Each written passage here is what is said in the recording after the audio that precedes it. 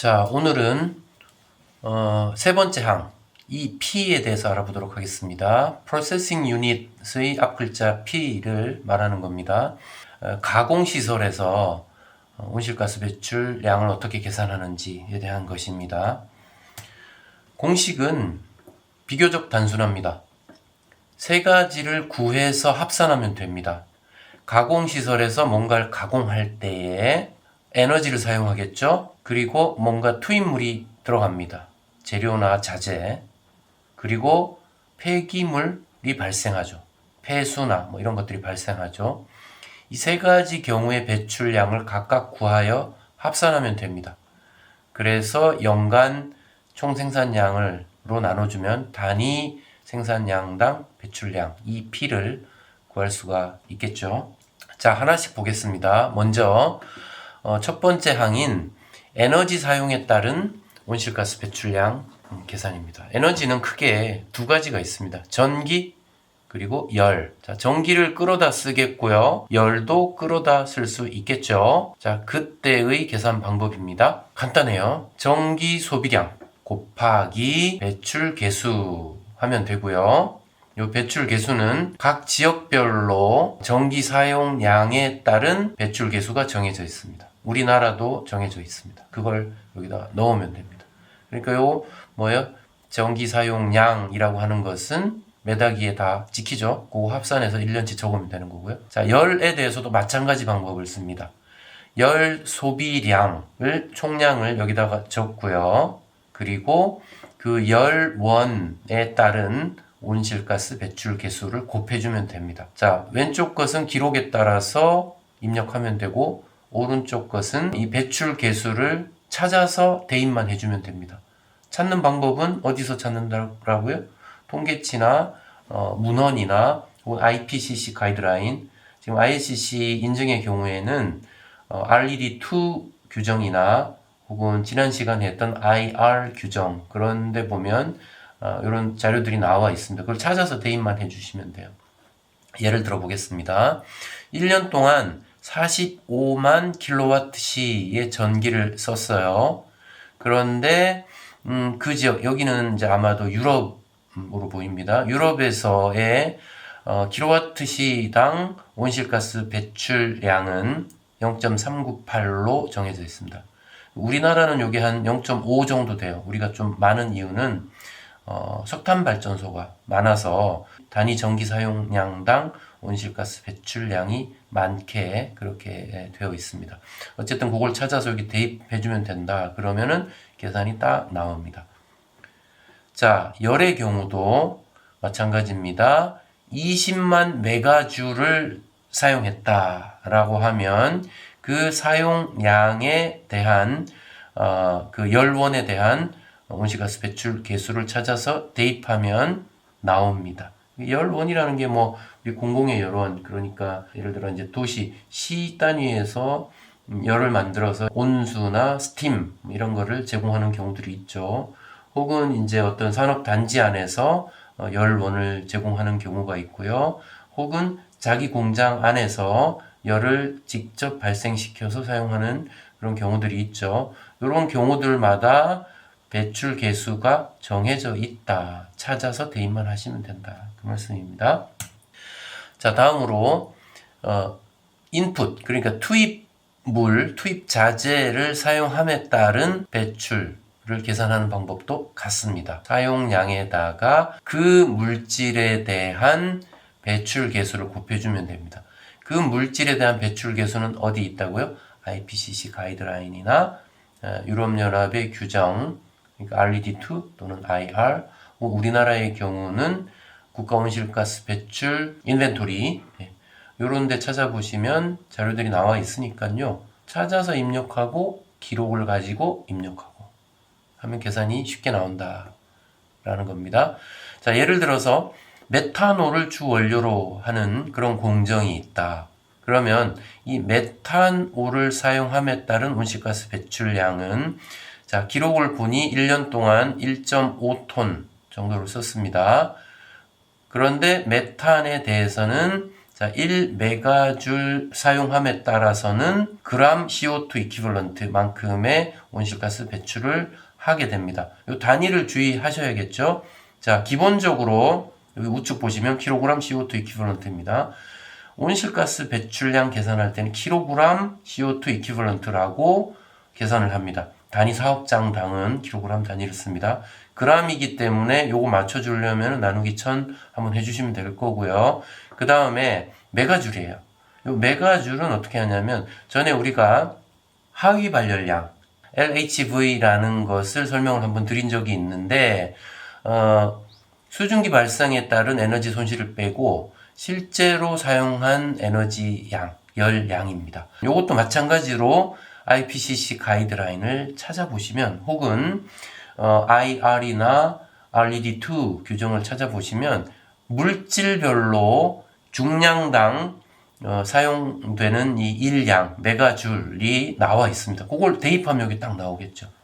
그러니까 메탄올에 대해서는 요렇게 97.09라는 것이 나와 있기 때문에 요 총 사용한 킬로그램에 따른 메가줄 변환만 시켜주면 계산이 딱 이렇게 나오겠죠. 자, 원리는 전부 다 같습니다. 폐기물에 대해서 또 마찬가지입니다. 폐기물 발생량 곱하기 그 폐기물 유형에 따른 온실가스 배출 계수. 자, 이 계수도 마찬가지로 찾으시면 같은 자료에서 찾을 수가 있고요. 나머지는 요 왼쪽 부분은 기록된 걸 가지고 입력을 하시면 되겠죠. 그래서 예를 들어서 이만큼의 18,950톤의 폐수가 배출되었다라고 하면 그 폐수에 대해서는 큐빅미터, 그러니까 1세제곱미터당 이만큼이 발생한다. 온실가스가 곱하는 건데, 자, 톤당 톤과 큐빅미터 요 부분을 환산해 줘야겠죠. 요거는 반드시 어떤 자료가 있을 수밖에 없죠. 그 회사에 있거나 혹은 이 처리량을 계산하는 이 환경청 이런 곳에 있겠죠. 그럼 그걸 찾아서 대입만 해주면 됩니다. 그러면 요 값이 딱 나오게 되고요. 요걸 다 합산하면 가공 시설에서의 온실가스 배출량을 계산해낼 수가 있습니다. 그러니까 가공 부분은 비교적 단순한 편입니다. 자, 그런데 한 가지 우리가 생각해야 될 부분이 있습니다. 뭐냐면 자기 사업장에서 에너지 사용하고 또 어떤 인풋을 투입하고 그리고 폐수 혹은 폐기물이 발생할 때 계산은 그렇게 단순하게 찾아서 대입해서 하면 되는데 그거 외에 배출이 또 있단 말이죠. 우리가 그 어떤 체인 오브 커스터디라고 하죠. 공급망이 쭉 이어집니다. 그럴 때 우리가 업스트림, 다운스트림 이런 그 이야기도 해드렸는데요. 자, 예를 들어서 운송에 대해서 우리가 계산할 때 그 사업장에서 다운스트림은 계산하지 않는다 그랬어요. 업스트림에 대해서만 계산을 한다 그랬습니다. 그러면 이게 만약에 여러 단계라고 하면 말이죠. 업스트림 단계가 그 앞전에 뭐 여러 단계가 있을 때 이 사업장은 앞 한 단계만 계산을 하면 되지만 여러 단계의 것들도 이미 계산되어 있을 것 아닙니까? 이게 계속 누적되는 거거든요. 이 누적되는 온실가스 배출량이 어디에 적혀서 계속 누적이 되느냐 하면 SD, Sustainability Declaration에 계속 앞전 거에다가 내 거가 합쳐져서 계속 늘어나는 값이 되겠죠. 그래서 그 앞전 사업장에서 받은 SD에는 무엇이 들어있느냐 하면은 바로 최초 원재료 생산 단계부터의 온실가스 배출량이 다 들어있는 거예요. 그러니까 농사 짓고 재배할 때 배출했던 양, 수확해서 이것을 1차 가공할 때 배출한 양, 그 사이에 운송할 때의 양, 이런 것들이 전부 다 누적되어 있단 말이죠. 그럴 때에 지금 내 사업장에서 계산한 이 프로세싱 유닛에서의 온실가스 배출량을 합산해서 그 다음 단계로 또 보내게 되겠죠. 내가 SD를 발행해서 또 그걸 합산해서 보내게 됩니다. 계속 누적이 되는 겁니다.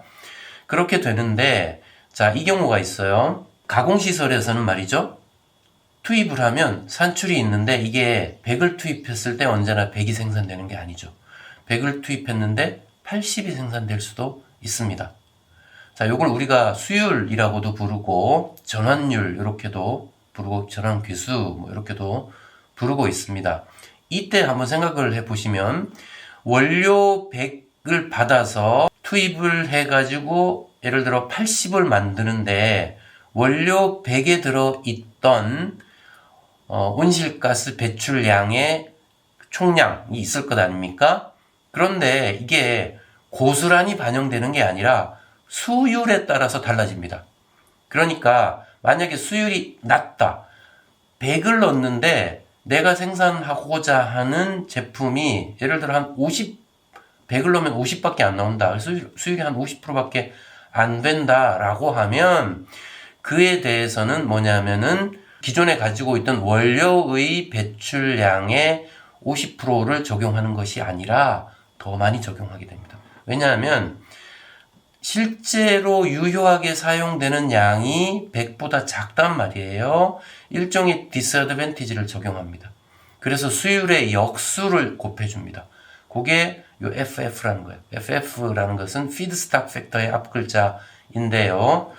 요걸 이제 원료 계수 뭐 이렇게 부를까요? 근데 이제 이런 직역 가지고는 좀 이해가 잘 안 가는데 어쨌든 원료 계수 이렇게 부르겠습니다.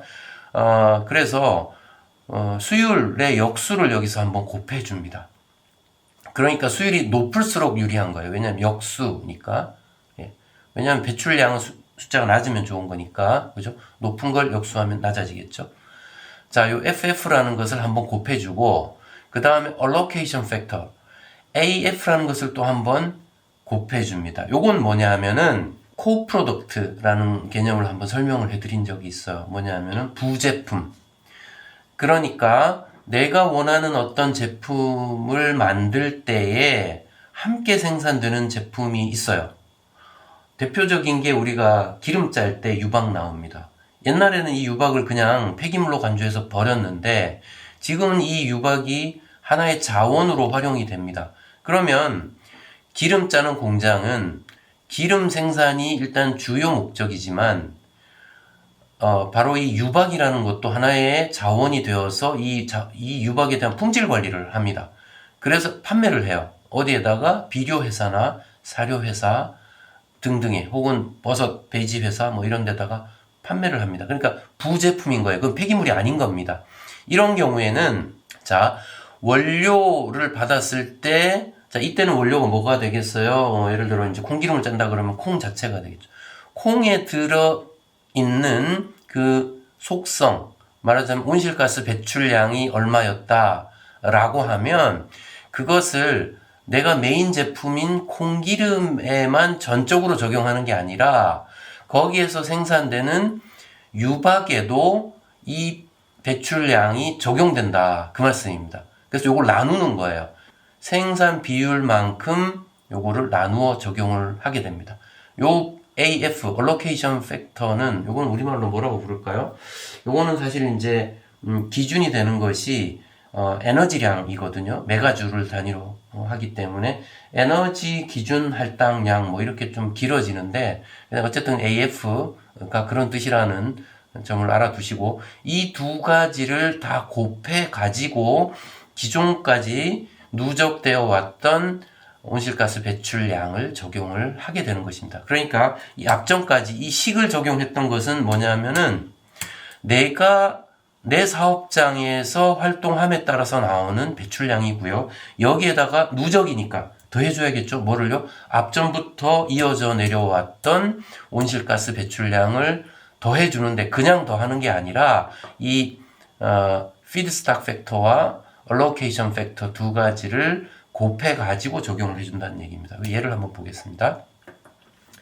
자, feedstock 팩터는 구하는 방법이 두 가지로 나뉩니다. 첫 번째는 중간 제품 만들 때입니다. 요때는 중간 제품 총 생산량 분의 원료 총 투입량이에요.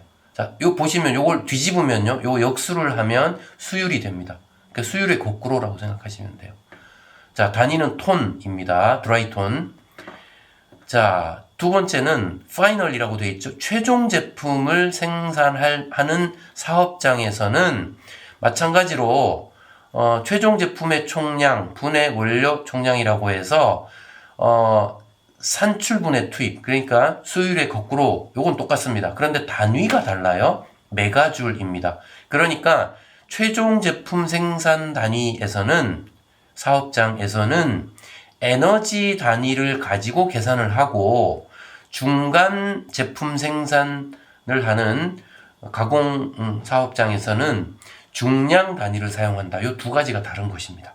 예를 한번 보시면, 자, 여기 보시면 이제 해바라기 씨라는 원재료를 가지고 이제 최종 제품은 HVO, 오일을 만든다고 하십시다. 그러면 먼저 크루드 오일을 만드는 공장이 있고요. 크루드 오일을 만들고 나면 그걸 가지고 다시 HVO를 만드는 이제 완전히 정제된 식물성 그 기름을 만드는 공장이 있습니다. 자, 그랬을 때 두 가지는 계산 방법이 조금 다릅니다. 자, 첫 번째 FF를 구하는 방법은 수율의 역수라고 했죠. 그래서 그대로 대입했습니다. 자, 예를 들어서 해바라기 씨를 총 투입한 양이 1년 동안 이만큼의 양이었다. 346,800톤이었다. 근데 요걸 나누기 생산한 원유, 크루드 오일의 양, 이렇게 하면 3.4라는 숫자가 나옵니다. 요게 바로 크루드 오일 공장에서의 feedstock factor가 되겠습니다. 자, 그런데 HVO 공장은 최종 공장이란 말이에요. 바이오 디젤 HVO가 만들어지면 요거는 이제 그대로 차량이나 어떤 그 운송 수단에 넣어서 이용을 바로 할 수 있는 최종 제품이 됩니다. 그러면 이 경우에는 뭘 쓴다 그랬어요? 단위를 메가줄을 쓴다 그랬죠. 그러면 메가줄을 쓰려면 어떻게 해야 되느냐? 요거 하나만 아시면 돼요. 자, lower heating value, 그러니까 저위 발열량이라고 하는 거를 찾아서 양에다가 중량에다가 곱해만 주면 바로 환산됩니다. 자, 그래서 요게 어디에 나오냐? 요게 이제 어디에 나오냐면 식물성 원유의 LHV, 그 다음에 우리는 이제 제품, 생산한 제품을 HVO라고 했으면 HVO에 LHV가 있습니다. 이게 어디에 있다고 지난 시간에 한번 했었는데 IR이라는 자료에 찾으면 있고, 혹은 IPCC 가이드라인을 보시면 이런 내용들이 곳곳에 나와 있어요. 근데 이제 워낙 그 자료가 양이 많으니까 찾기가 조금 검색하기가 어려운데, 이제 그럴 때는 IR을 보시면 요걸 찾으실 수가 있어요. 찾아서 대입을 해주시면 됩니다. 나머지는 뭐였어요? 생산량이었어요. 생산량. 자, 여기서 잘못됐다. 요건 투입량이어야 되는데, 식물성 원유 투입량에다가 LHV 곱해주고, 그 다음에 HVO 총 생산량에다가 HVO에 대한 LHV를 곱해줍니다. 그래서 요거를 투입 나누기 산출 이렇게 하면 2.2라는 feedstock factor가 나오게 됩니다. 그러면 각 공장에서 앞전까지 받아왔던 SD에 적혀 있는 온실가스 배출량, 거기에다가 요거를 한번 곱해 줘야 된다. 각 공장별로 적용되는 숫자 3.4 또는 2.1을 곱해 줘야 된다. 이렇게 하시면 되겠고요. 자, 그 다음 allocation factor라고 있습니다. 에너지 기준 할당 개수, 뭐 긴데 그냥 AF라고 부르면요. 자, 요것도 한번 곱해 줘야 되는데, 요것도 마찬가지로 중간 제품과 최종 제품으로 나누어서 합니다. 근데 이거는 막상 보면 똑같아요. 요거는 뭐 차이가 사실은 없는데 말만 그냥 여기 중간 제품, 최종 제품 되어 있습니다. 자, 요거는 요렇게 계산합니다. 분모가 뭐냐면은 모든 중간 제품 혹은 모든 최종 제품이에요. 그러니까 코 프로덕트가 있을 때, 부제품이 있을 때, 아까 제가 예로 들었던 것이 기름 짜는 공장에서 유박 나온다 그랬죠. 유박도 하나의 자원이라 그랬어요. 그건 폐기물이 아니라 부제품이기 때문에 유박의 총량과 그 다음에 원유, 기름의 총량 합친 것이 모든 총량이 되겠죠. 그거 분해 내가 인증받으려고 하는 그 원유, 그 제품의 총량을 해주면 됩니다. 근데 단위가 메가줄이다. 자, 그런 경우, 메가줄인 경우에 어떻게 한다고요? 중량에다가 LHV를 곱해주면 된다. 그러면 그 양이 나온다. LHV는 IPCC 가이드라인 또는 IR 등의 자료들을 찾으면 나온다. 자, 그러니까 기록이 있고 그걸 곱해줘서 이렇게 계산 나옵니다. 그러면 자, 이거를 계산하면 102 곱하기 19에 또 나누기 이제 전량이니까 102 곱하기 19 한 거에다가 유박에 대한 거 43 곱하기 19까지 더한 이 총량으로 나눠주면 0.7이라는 allocation 팩터가 나옵니다. 자, 여기 오타가 있는데요. 요거는 AF로 바꿔주시면 되겠습니다. 그렇게 하면 allocation 팩터까지 구하게 되겠습니다. 그러면 이제 어떻게 해야 돼요? 여기 지금 원유 추출 공장이니까 자, 해바라기 씨를 받았을 때에 그 해바라기 씨에 담겨 있는 온실가스 배출량 계산되어 있습니다. 어디에 보면 알아요? SD를 보면 안다 그랬죠? 거기에 있는 배출량에다가 3.4를 한번 곱해주고 그 다음에 0.70을 또 한번 곱해줘서 이것을 내 공장에서 배출한 양과 합산해서 SD를 발행해서 내 다음 단계의 사업장에다가 보내주면 되는 것입니다. 자, 이렇게 오늘 마치겠습니다.